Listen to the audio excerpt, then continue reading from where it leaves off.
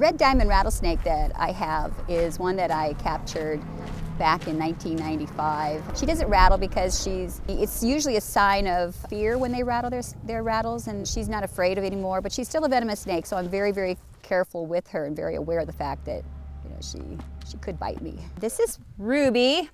Ruby has been on TV, she's in a book, and here, get your head out there. There you go.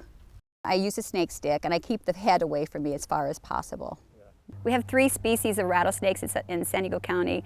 We have the Southern Pacific, we have the Southwestern Speckled, and we have the Red Diamond. And recently there's been a 4th one added to this area, and that's the Mojave.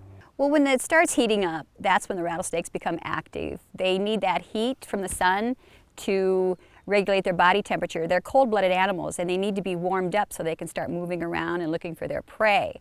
That's when you have the encounters with them, is when they're stretched across the trail trying to soak up the sun. You'd be surprised as to how many rattlesnakes are hunkered down in the shade under those bushes. When it starts getting too warm for them and they get their body regulated, they will move underneath the shade and kind of coil up there and wait for their prey to come by. So it happens all the time. People walk right past them.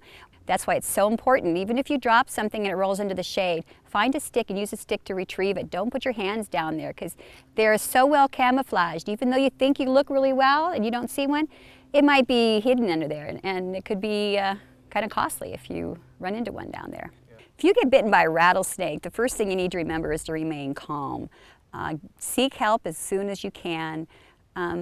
Don't panic, don't run, because what you want to avoid is having your blood pump quicker through your body, because that will spread the venom.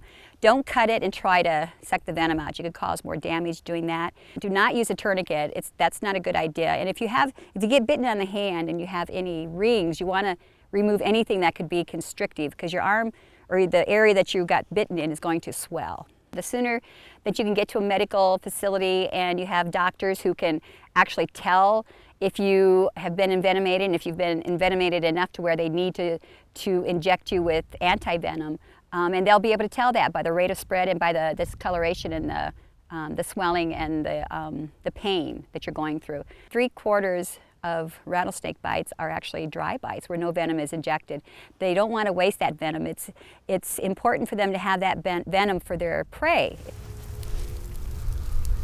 We get a lot of people out on the trails who come back scared to death because they heard all these rattlesnakes all around them, and actually it's been katydids or cicadas they've been hearing. You don't hear about people getting bitten too often. If you just use precaution, keep your children with you, choose a trail that is open and well maintained, one that you can see what's actually ahead of you. Don't reach under rocks, stay away from rock piles.